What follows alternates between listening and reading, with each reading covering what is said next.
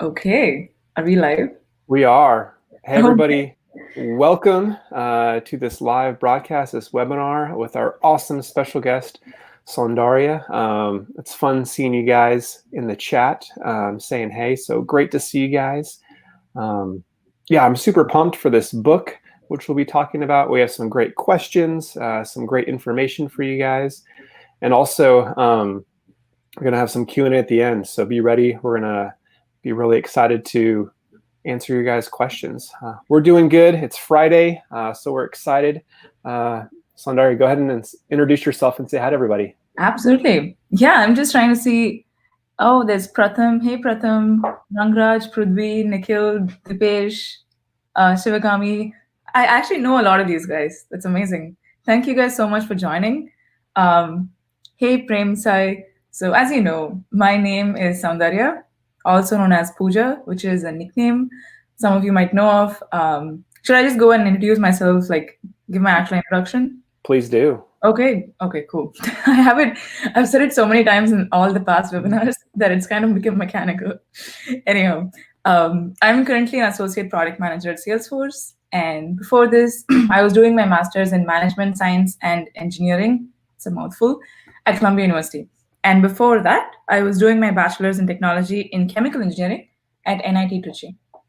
So as you notice, I made a switch from research to management about 3 years ago, and I'm really glad I did. And maybe we can touch upon that topic as well today. I'm really excited to be here, and this was really just an idea that I sent to Rob, I think a week ago, and made it happen right now, and in a very cool way as well. I've never used StreamYard before, so all the banners, and you guys are going to see a lot more stuff. It's going to be fun. Thank you all for joining. This is our first time using this platform, so hope it works well, give you guys some cool interaction and features. Yeah, let's definitely dialogue in the chat. But I see someone saying the intro has become one of your trademark.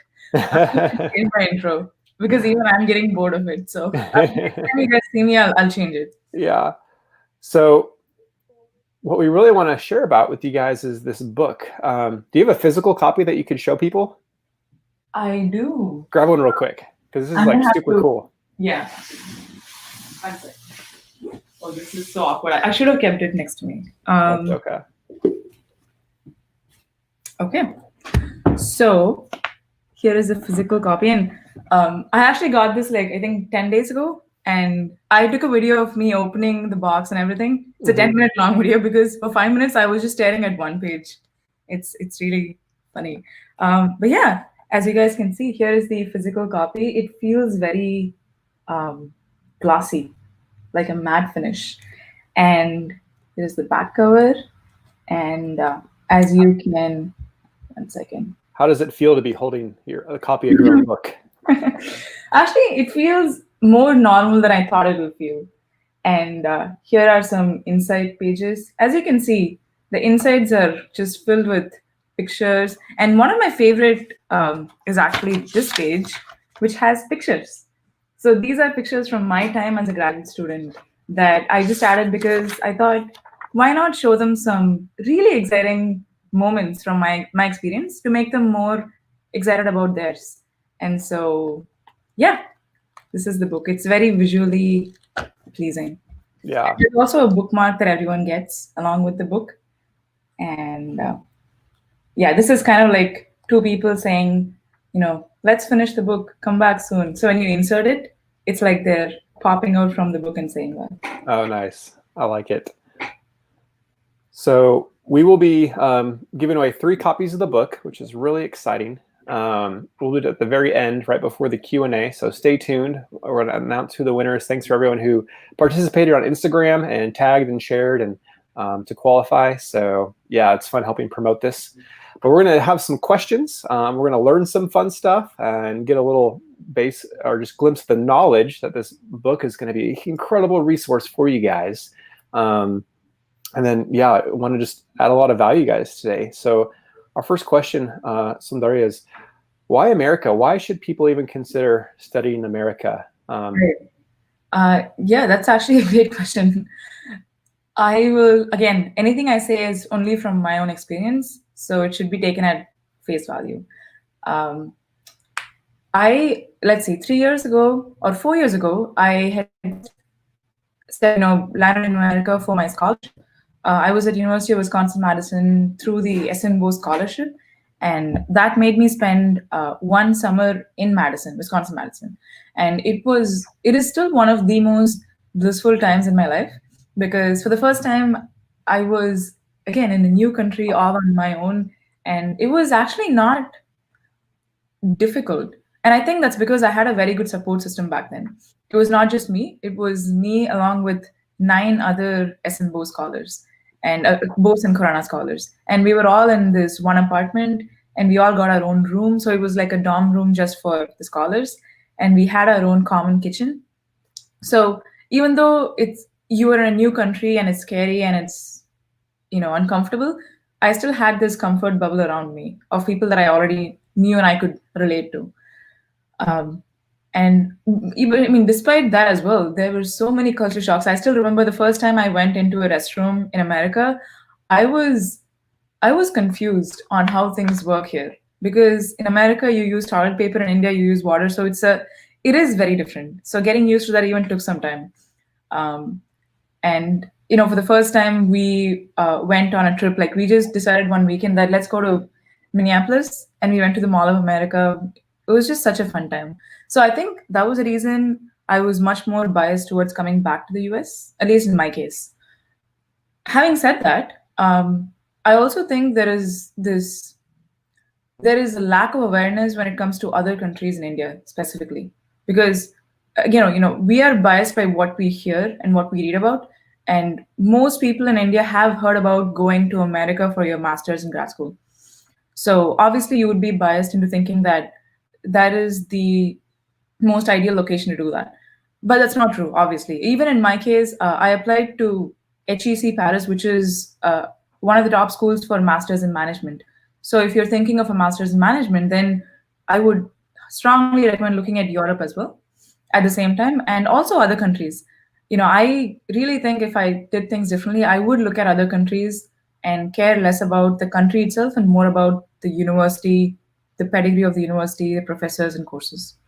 So the short answer is America, because of my internship experience and also because of lack of awareness about other countries back then.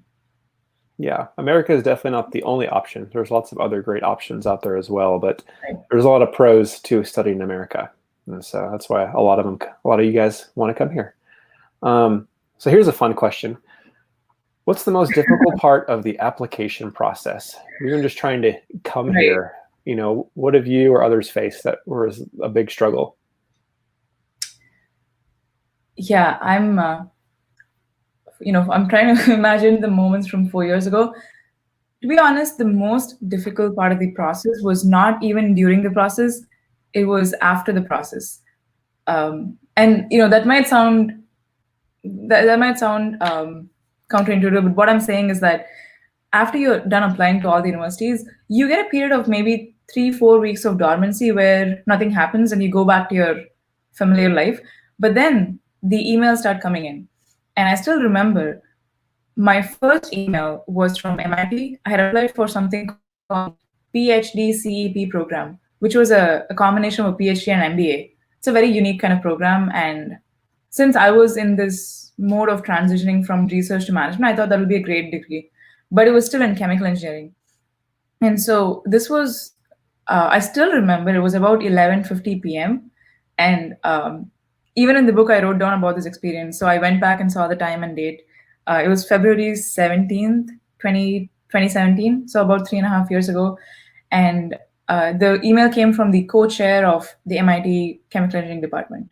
And it began with the, all too familiar, "We're sorry to inform you that," and then the rest of the email. So as soon as I saw that, not obviously, but I began crying because, again, I am a very emotional person. So that night was pretty bad. I was just crying for a while because, even if you think something is a dream university and you should keep your hopes down, it's not going to happen. You're going to build your hopes up. So this was one of the top choices for me. So I that was a very difficult day. And sadly, the next rejection came from Yale University, and it was just 3 days away from there. So Yale was my top choice. It was a Silver Scholars program. It's an MBA for anyone who is just graduating from bachelor's. So Hmm. this came just 3 days after. I was devastated. And the third blow came just again 2 days after that. It was from HEC Paris. I thought I did very well. I mean, I had an interview, two interviews, and they both seemed to go very well from my side. But they didn't think so, and they also rejected me. So this was one of the most brutal 10 days in that year, because it just Hmm. came one after the other. You don't even have time to pick yourself up after one rejection. So I think people think going through this really long application process and clicking the submit button is the end of it, but it barely hasn't even started by then. It really only starts when you get your admit. And to get Hmm. your admit, you have to also be okay with facing a lot of rejections.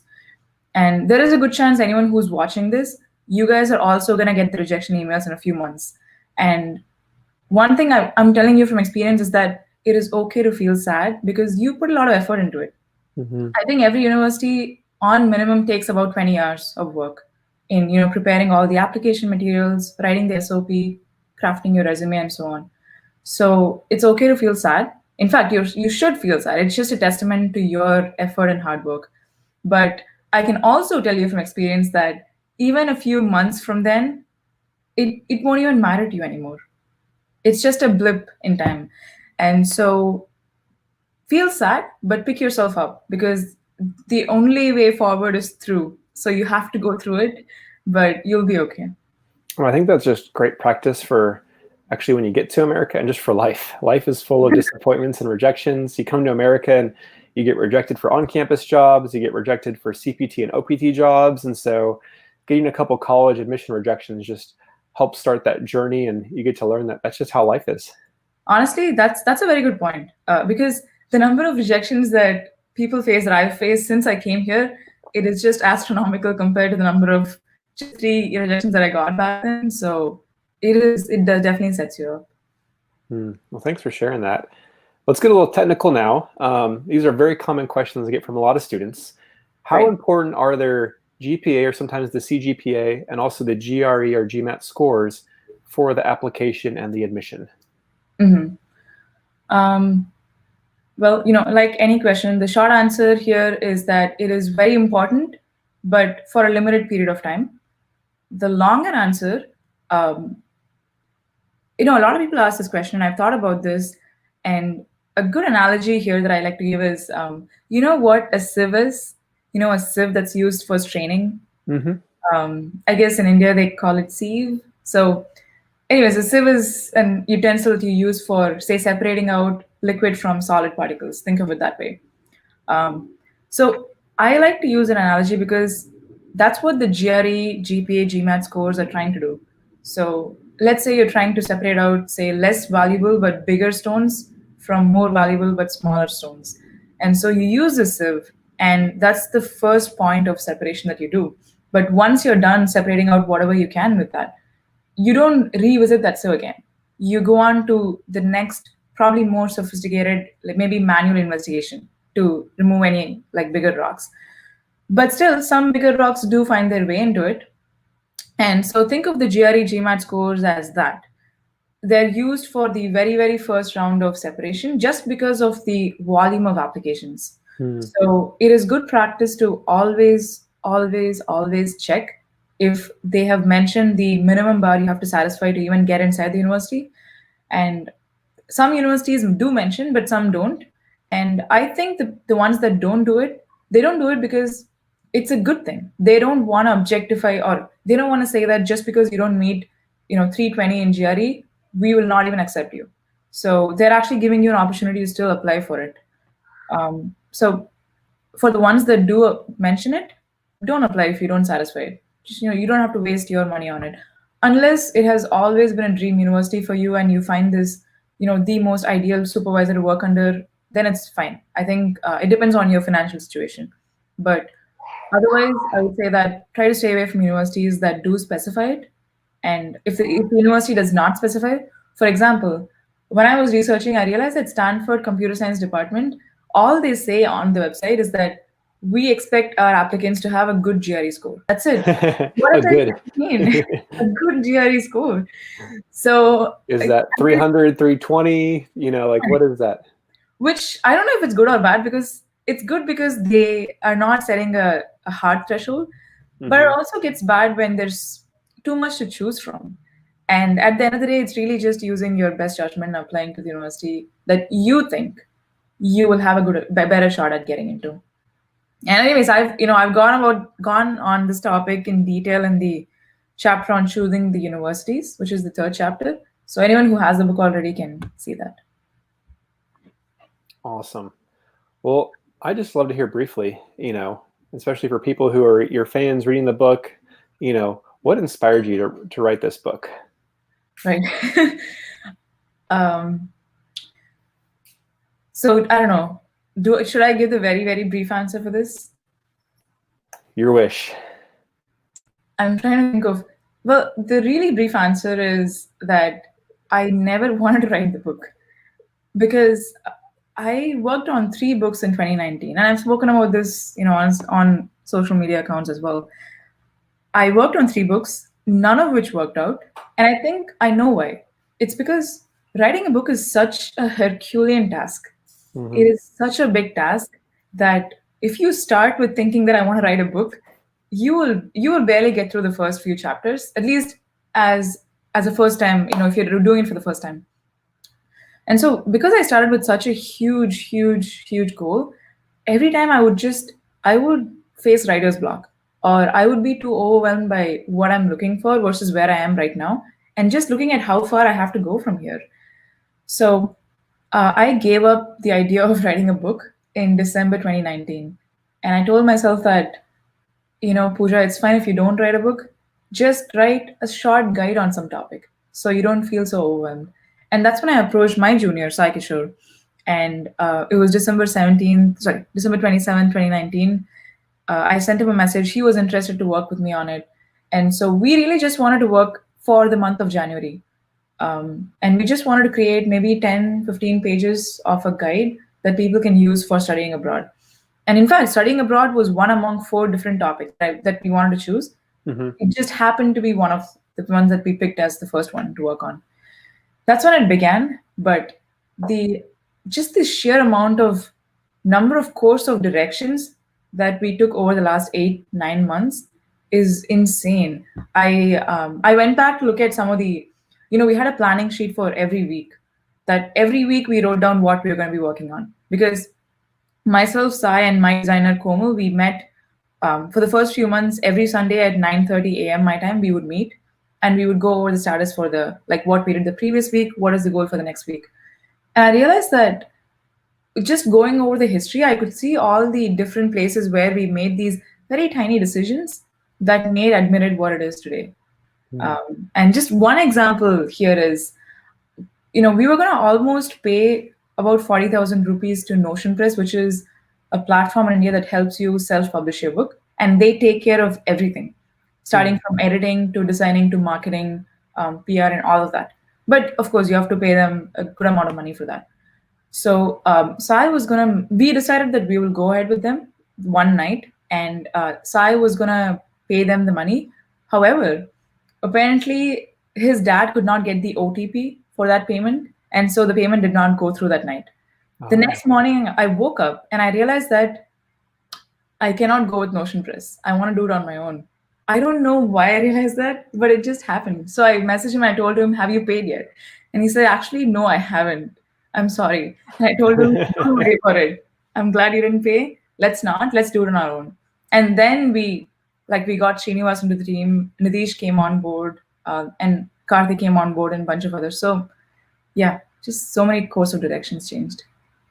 Yeah, it's going to be an adventure, but it happened, and that's the exciting part. Right. So let's talk about hindsight. After you've written your book now, you've studied, you've compiled, you've presented this, opportunity for people to learn. What would you now go do differently in your very own application process now that you have the resource of your own book as kind of a tool? Oh. I mean, a part of me wants to say that I would do nothing differently. And I'm saying that because only if I'd done nothing differently, only if I'd made all the mistakes that I had made, I would have had the hindsight and the wisdom to talk about all the things I did not do in the book. Because I do think the things that you don't do, you recollect them more than things you did right. Because the things that you did right, it's very hard to know that it was the right thing to do, at least back then. So, anyways, I think a part of me says I would have done everything the same. Mm-hmm. But again, if I was, let's say I was not writing a book, I just wanted to do everything right. I would have spent more time choosing the universities. I think a lot of people, including myself, we tend to rely too much on ranking sites to decide for us and not take the more difficult but the right way, which is going and researching about the courses of the university, looking at the research projects being worked on, looking at the career center resources. Again, there is a 4-quadrant framework that we introduced in the third chapter for this. Mm-hmm. So I would have done that. I would have spent more time on that. And aside from that, this the entire process was so long that I'm trying to think what else I could have done differently. I definitely would have customized my statement of purpose much more to each university. I used many of the same passages, across all of the different SOPs that I submitted.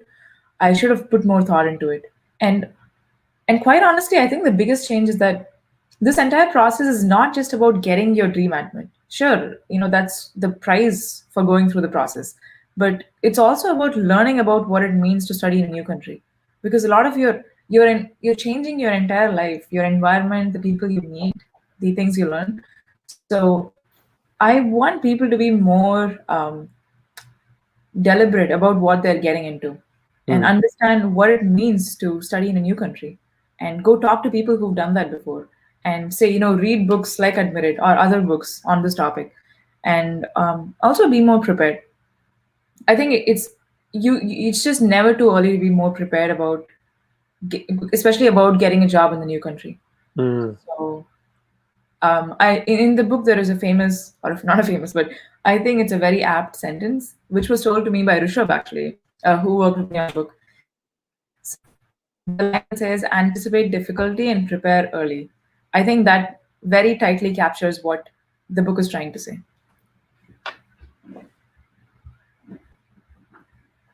Awesome. Well, I know we're getting some questions. Don't worry, at the very end we'll be doing the Q&A. We've got a few kind of pre-questions planned for Pooja here, and then we'll get to you guys Q&A in just a couple minutes, so don't you worry. The next thing, so another big question that people ask is the admits, the shortlisting. How do you choose? So what are the big factors that have you used or you recommend to others in choosing those college admit options? Right. Well, as I mentioned, in the book at least, we went through a 4-quadrant framework, and in fact, I just had a webinar on this yesterday with Docket, where I was going in detail about what I mean by that. For now, I would just say that you should absolutely look at the requirements as your first round of elimination. So don't think of the universities eliminating you, because honestly, you have so much choice. There are 4,500 universities in the US and probably a few thousand more around the world. So you have the entire ocean in front of you. So you are the ones choosing them. They are not choosing you at this point. So at this point, I would encourage people to approach this problem from a standpoint of elimination. There is a famous term that I also mentioned in the book called satisficer. It is a term that was coined by this economist named Herbert Simon back in the 1960s. And he says how, because we have so many decisions to make every single day, even from something as trivial as what shirt should I wear today, our brain has gotten so used to making these quick decisions that we don't tend to try to optimize each decision. We just look at the surface level details and we make the decision for the sake of time. So you don't try to look at is this shirt's fabric better than that shirt? What about the color? What about the price? What about the brand? You just see what you like better that day. So similarly, I would say for choosing universities, only look at surface level details, such as requirements. Use requirements to remove any universities where you don't satisfy that. Next, I would say look at academia, which is very, very important. Again, especially if you're doing a degree in research, like I think most people do that. So look at all the courses present in the university and the research projects that they're working on in the department. Any university who does not have this information, you should really think twice about even applying there, because a legitimate university would always have this information on their site.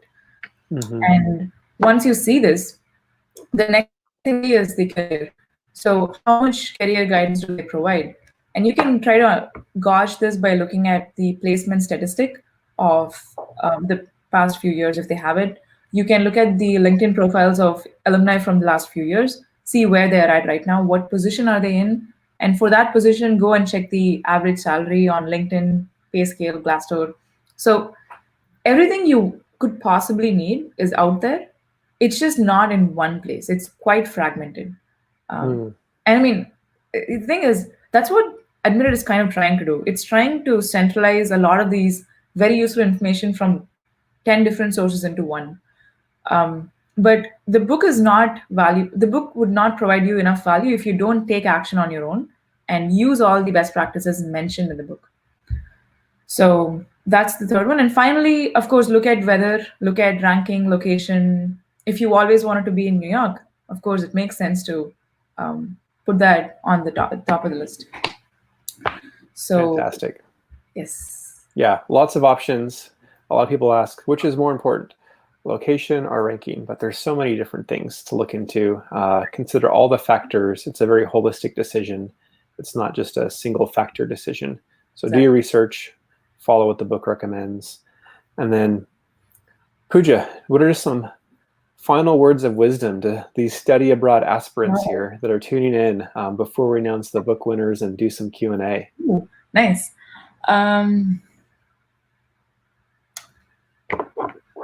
The final words of wisdom. So, okay. So this is, I don't know if it's a words of wisdom or a words of request for all of you, but one thing that I can tell you with certainty is that when you're going on this experience, sure, directly you're going to learn a lot of things. You're going to meet a lot of people and you will be put in uncomfortable situations, but there'll be almost this change in this shift in mindset. And it'll happen over a few years, so you won't notice it.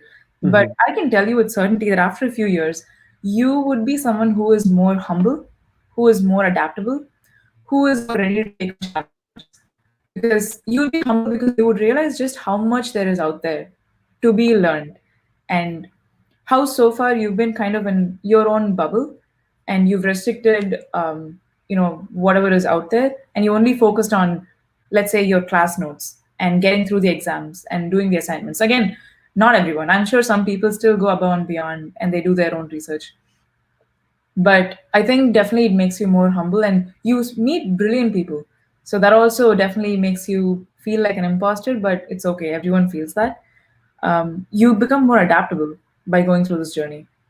Again, because you're put in situations which you would otherwise not be put in, or you would not be comfortable with. And yeah, I think I'm saying this because I'm really happy. Anyone who's watching this, the fact that you're even considering going abroad or you already begun your application, it just makes me really happy, because then, just on a macro scale of things, I know that there's 10 more people who would be even more open-minded and adaptable in the world right now.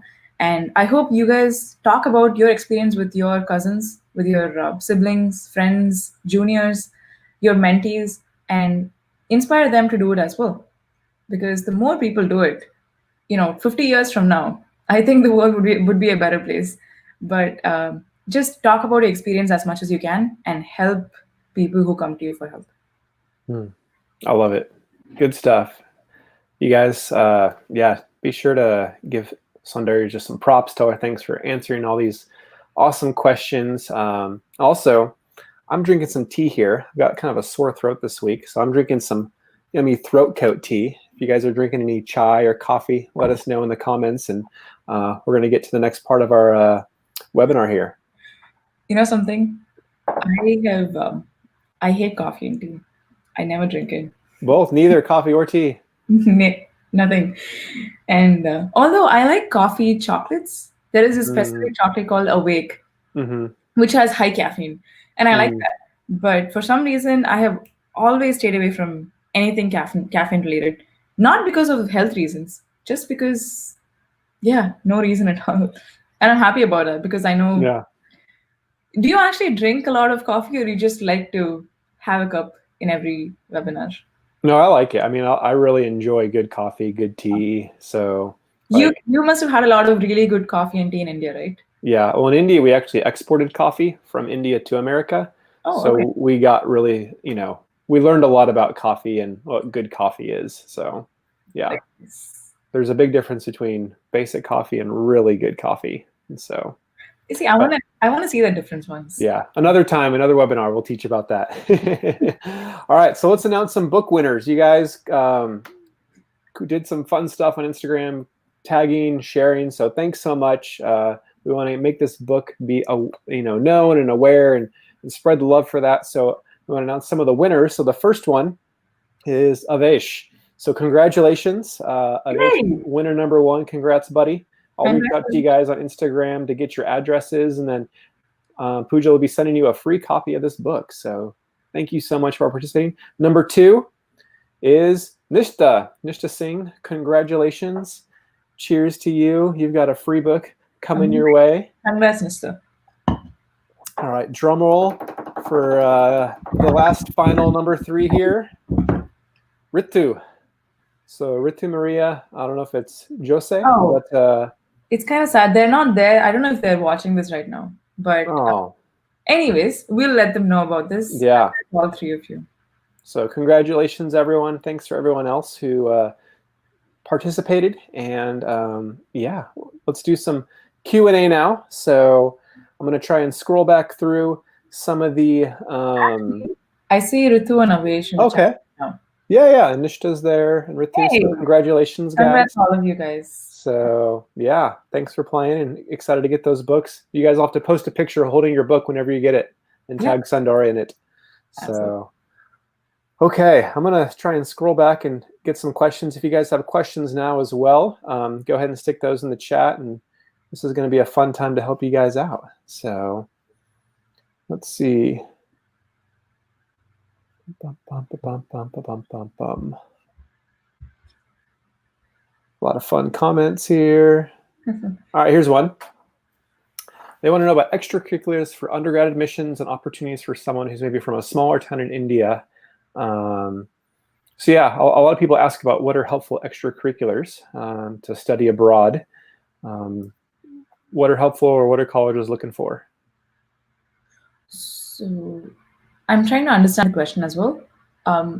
So Divyansh is asking about extracurriculars for undergrad admissions, not grad school. I think so, yeah. And he's trying to understand what extracurriculars you should get into after you get into your undergrad school.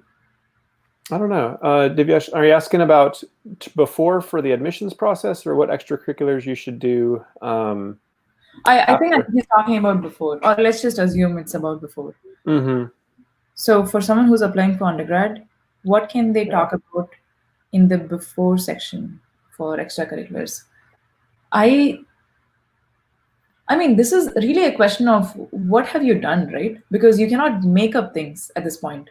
Mm-hmm. If you're from a place where there's less opportunity by default, then if you still have time to change that, I would first change that. Because right now, given how highly digital the entire world is becoming, you don't have to be in a city to take part in something that's happening in the city. So the first thing I would say is go on apps like Eventbrite and Meetup and try to see what is happening out there. You can even volunteer from sitting in your own room right now. You can volunteer by, say, making masks, or you can volunteer by writing some nice messages for someone who is in the hospital. So I would first look at that if you still have time. again, don't do it just for the sake of admissions. Do it because you really want to spend some time on doing this. But if Yeah, you find something you're passionate about, or interested in. right, exactly. It's great to have a life outside of the classroom and studies. Studies are obviously important, but you should have interests. And so whatever your interests are, go do that and then get involved with other people or find ways to compete or create something that helps other people. But just follow your interests, and that's what your extracurriculars should be. Yeah, honestly, I really think, as we go through life, what we're really doing is making ourselves more interesting. So you always have to think, do you have an edge in a specific area? Because unless you have an edge, and as Cal Newport says, you have to be so good at something that people just cannot ignore you anymore. So yeah, what Rob said right now. Awesome. All right. So Ritu, she asked, what are the main challenges you faced and overcome during the transition from a Right. chemical engineer to a product manager? Right. Well, congrats, Ritu, first of all. And it it took 3 years for this transition to happen. So there were so many challenges that were along the way, but because it was not an overnight transition, it's very hard to say that specific day was extremely difficult. So I'm gonna think about this for like a few seconds. Main challenges during the transition from chemical engineer to product manager. The main transition was just the battle that I had inside my head. Of course, people around me thought that I was crazy.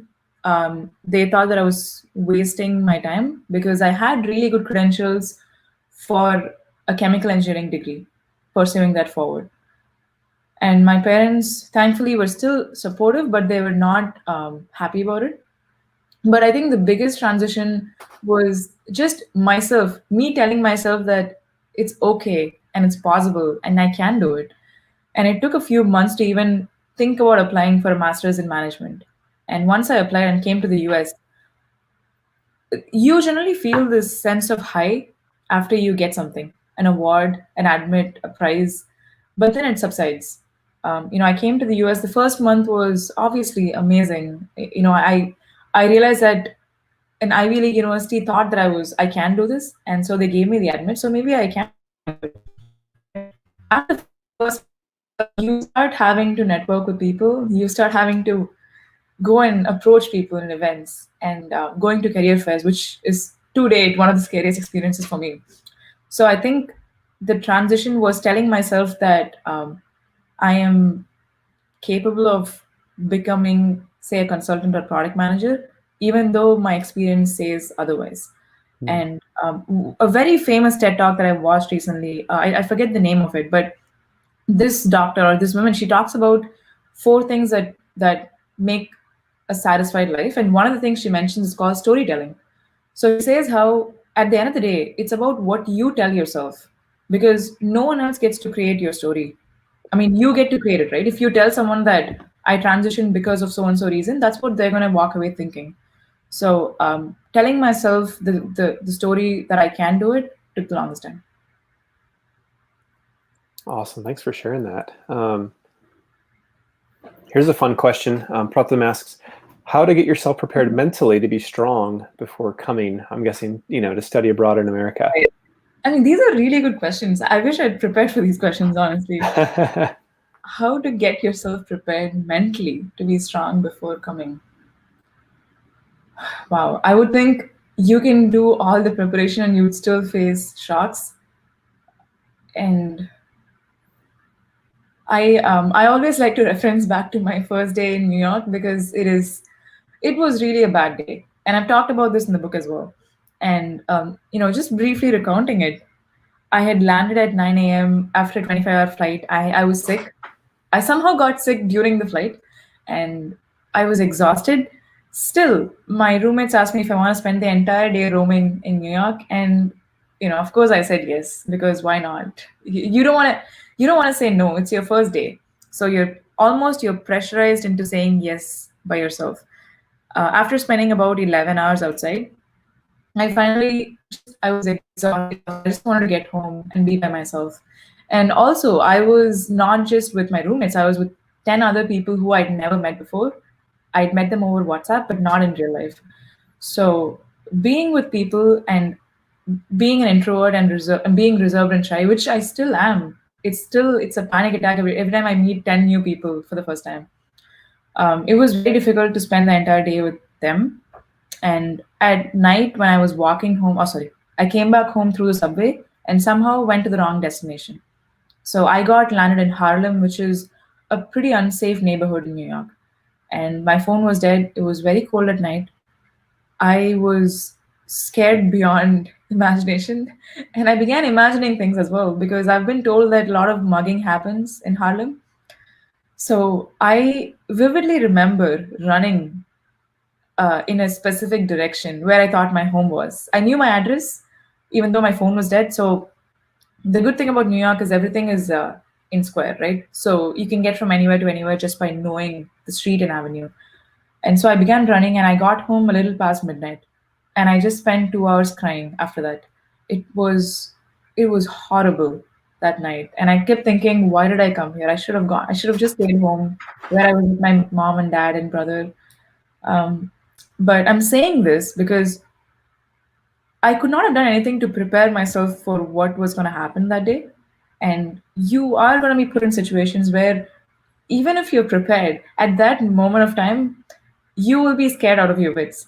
And there's nothing you can do about that, except after it's over, just tell yourself that next time, if this happens again, you'll be more prepared.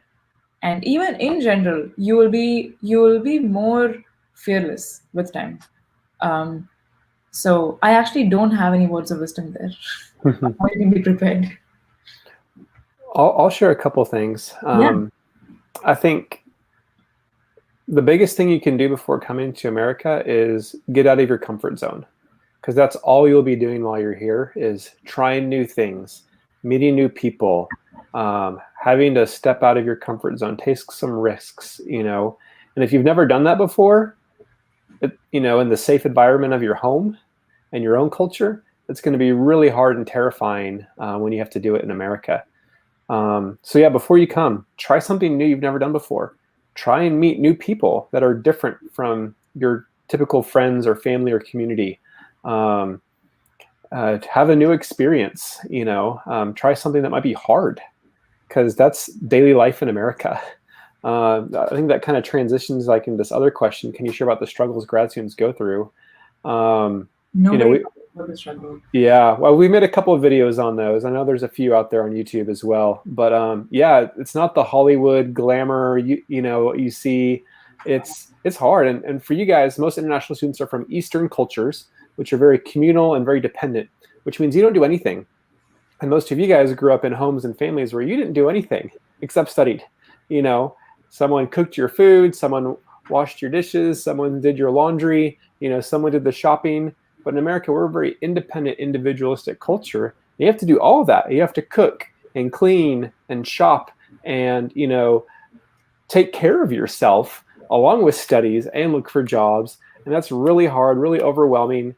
America's expensive, and, public transportation in most of America is really bad. So you're just kind of trapped at home. And there's a lot of things that are just hard about life here that students don't know. And then it should get blindsided with these culture shocks and these false expectations. And so preparing mentally and maybe practicing these things, learning to cook, learning to clean, before you come, those will be some helpful tools to prepare. I think Rob mentioned some really great points. As he was talking, I was going through my own experience. Like, in my head, I was going through a few scenes from the past. I remember, the second day I went to get my own SIM card, because I had to get a new phone, and I was catcalled by someone who was walking on the street for the first time. I'd never faced that in India, and I remember then we didn't have a laundry in unit in my first apartment, and not, or even in my second apartment, I think. So we had to go to the laundromat, which was a few blocks away every time. And I remember I had to learn to cook for myself. I am not a good cook, but thankfully I had really good roommates who would cook for me at times. And so, these things sound really small, but what you don't realize is that you have to do this on a daily basis. You can never just stop and say, you know what, I'm not going to care about my clothes or my food or my finances or my bills. because there's no one else there to take care of you. It's all on you. But it'll take maybe a few months to get used to it, but you will get used to it. After a point, I think you can make it very efficient by using technology. Maybe it's a topic for another video. I always love talking about using technology as almost like a second brain. That's extension of your primary brain. But aside from that, I think the real struggle is, I don't know if everyone faces this, but every time I had to prepare for a networking event and I had to go and approach someone, every single time I would have a very, very mild panic attack in my head. And I would think, do I really have to do this right now? Because for someone who's an introvert, and I think this is a speculation, but I would think there are more introverts than extroverts in the world. Let's just assume that for a moment. So it was extremely difficult to do that every single time. And even right now, it's not even, I don't know if it'll ever pass for me. Maybe it doesn't even get easier. I think the right word is it gets more possible. It doesn't get easier. But doing that and going to career fairs and talking to people, and some interactions don't go the way you want it to. Sometimes people would outright tell you that no, they cannot help you, or no, they cannot give you their email address, or no, they cannot refer you. So you have to be okay with hearing that. And you shouldn't let that crush your spirit from approaching the next person. You need to understand that sometimes people are just busy, or they just don't want to help for their own reason. And don't keep them at fault for that. They would have their own reason. But I just tell myself every single time, I tell myself that the worst thing that can happen right now is they're going to say no, or they're going to scream at me. And that's okay. So, yeah. Yeah, and I'd say reach out to the students who are at the college you're planning on go to, and ask them just honestly, hey, what are the biggest struggles you faced? And ask the current students here or recent graduates, and they'll give you some good advice of just how you can mentally prepare for those things. Pooja, someone wants to know, what was your timeline for applying to internships till getting offers? The entire timeline was 8 months. And I know this because I wrote an article on this back then. It was even titled 8 months and finally an offer. So I got my offer letter on April 3rd, 2018. I'm really good at remembering these dates for some reason. I've written about them, so I remember them. I'm pretty sure it was April 3rd, 2018, which is, say, about 8 months from when you begin your grad school. And should I talk more about it? I think that's the overall timeline. But really, I didn't start getting interviews until my second semester. The entire first semester, I was just preparing and trying to get interviews. And then there was a break, Christmas, New Year's. And then slowly I started getting 2 or 3 calls. I still don't think I got a lot of interviews. I got maybe about 5, not more than that. I should have been, again, in hindsight, you can tell yourself a lot of things, but I should have been more focused on 10 companies as opposed to applying to 100 of them and not applying through a referral or through a strategic process. Sounds good. Maybe we'll do just a couple questions left here and wrap up soon. But Sundari, is there any questions in the chat that you get excited about wanting to talk about? If you want to take a look. I see 2 more questions. Let's see. Okay. How would the work approach the US different approach and how the project discussion brings? Maybe that, but so can you pull up Shankar's question? This one? Yeah. Okay. So how would you approach work in the US different as opposed to India? How is the project discussion and brainstorming for a technical project?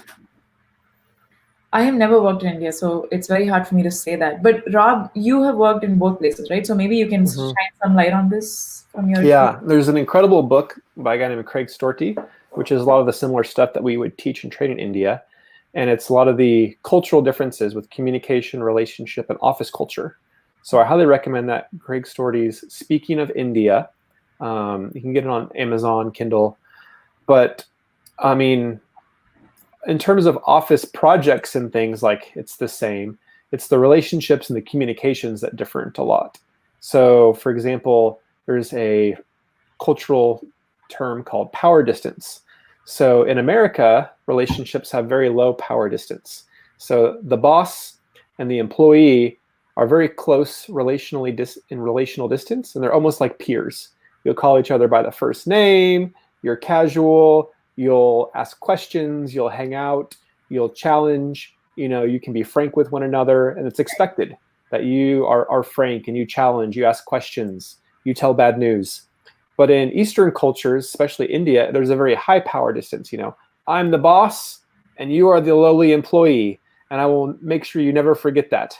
And there's this hierarchy of, you don't question the boss, even if it's maybe not a good idea, or you're afraid to bring bad news, and you just kind of blindly do your work.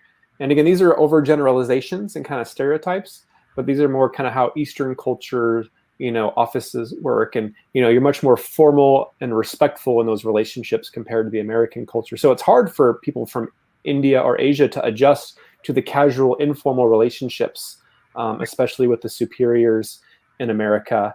But once you learn, you get comfortable doing that. It just takes some adjustment.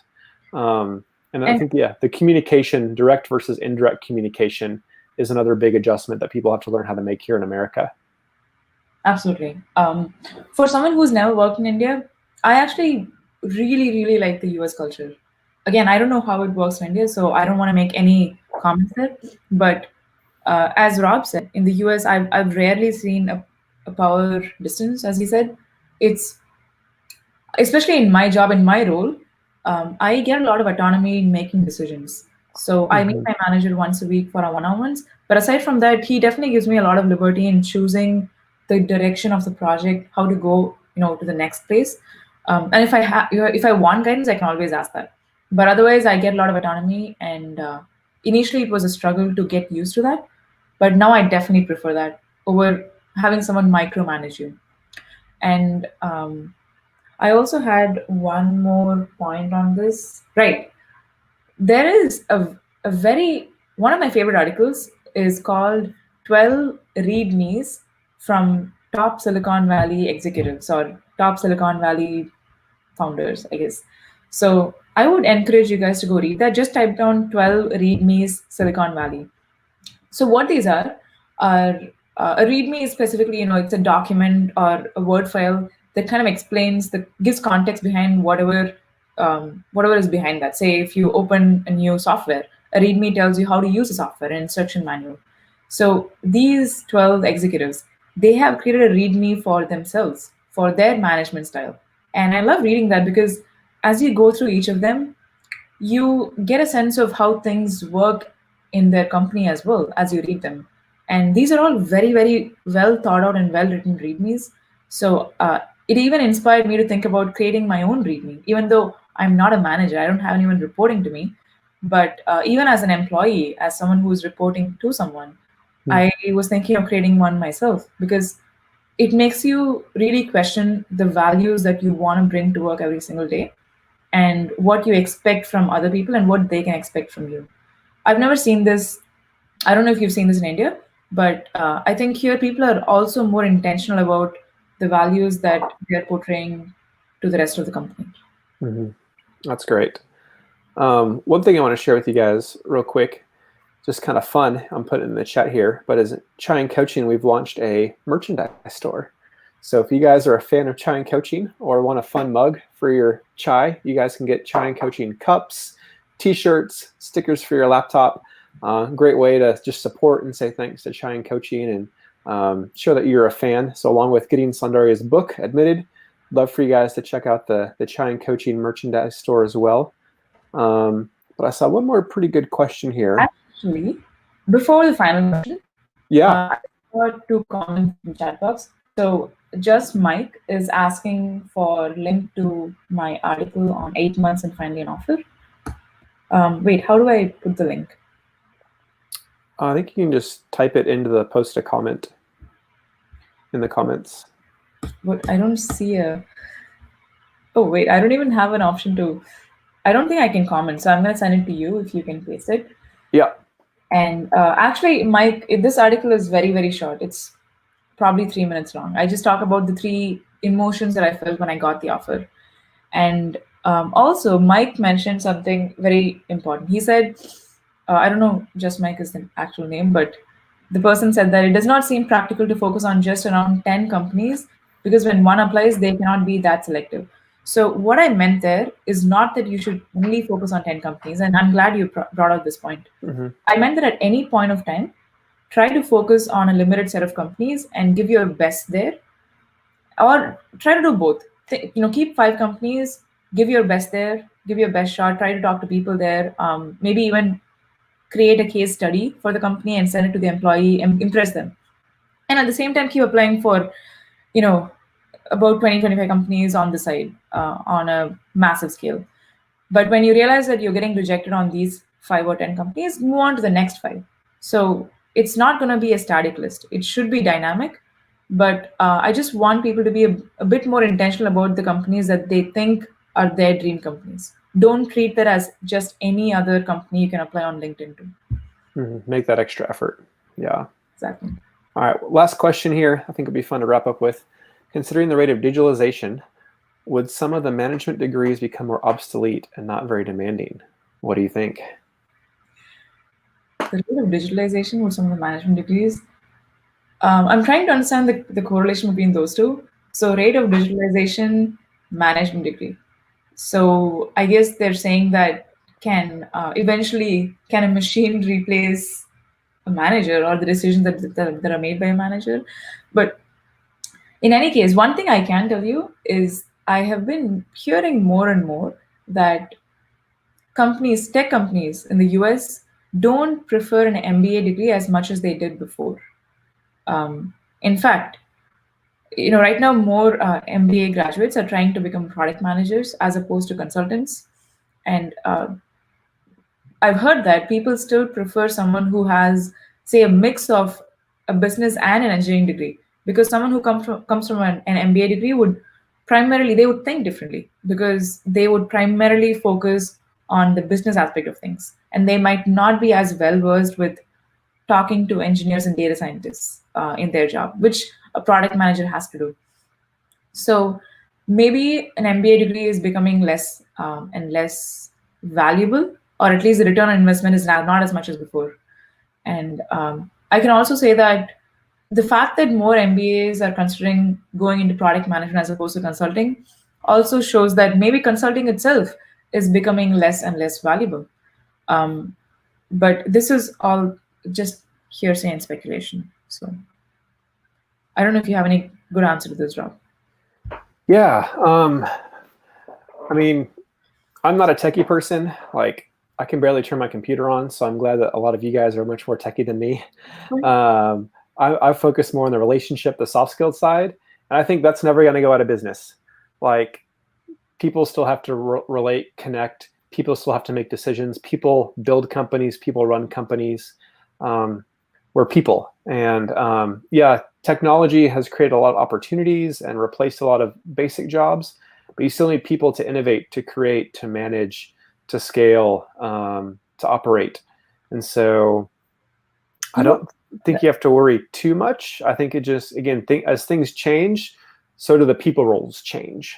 And so kind of like how the MBA is maybe changing, or the qualifications are changing for management now. I think it's more just adjusting to the changes rather than being totally obsolete. Absolutely. And just adding on to that, if we know anything from the history of, say, artificial intelligence, one thing is that it is very good at doing specific tasks which are well defined, but it's really poor at conducting very general tasks which even a kid can do, just because it requires which a machine has not achieved yet, at least. Maybe they're making progress, but at least as of now, you cannot do that. So all the decisions that we make on a daily basis, it's going to take a long time for someone to automate that process. And I think we don't have to worry about that. And even if it happens, it's not about taking away jobs. It's about replacing it with new jobs. And I'm sure a lot of you have heard of the famous example, which is about the ATM replacing clerks or employees who worked at the bank, who used to actually do the job of an ATM. Get your details and give you the money, give you money in return. So I think it's more so about replacing jobs, and based on all the things that I've read. I remember once I was reading a World Economic Forum report on this for an article, and even after a lot of surveys, they came to the same conclusion that it's not going to replace it. Sorry, it's not going to take it away. It's going to replace it. Mm-hmm. Yeah. So you guys, thanks so much. One action item for you guys that we share is always a great practice for actually building your personal brand and profile on LinkedIn or social media is go ahead and make a post about attending this webinar. You can take a screenshot or just make a post, share that you guys attended this webinar on LinkedIn, share what you guys learned on Instagram, share something you learned. We'd love that. And yeah, share with others what you guys are learning to encourage and empower other people. Soundarya, thank you so much for hanging out and talking about your book and your lessons learned. And I'm so excited for this resource to help people to know about it. And I just hope your book just takes off and tons of people are buying it and all those corrupt college counseling companies go away. Yeah, thank you so much, Rob. And so here's the book. Here's the bookmark. If you guys haven't bought it yet and you didn't win it, I'm really sorry. We just picked 3 people at random. So hopefully you can still go and buy it on Amazon India. We'll be launching the Kindle version very, very soon. And thank you all so much for spending 1 hour with us on Friday night. You guys were awesome. Thanks for hanging out. Thank you thanks for the comments, everybody. Thanks for the great questions as well. And yeah, feel free to reach out to us online on Instagram or LinkedIn and connect with each other, support each other, and we're all on this journey together. And so we'll see you guys next time. Cheers, everyone. Thanks so much. Thank you. Bye.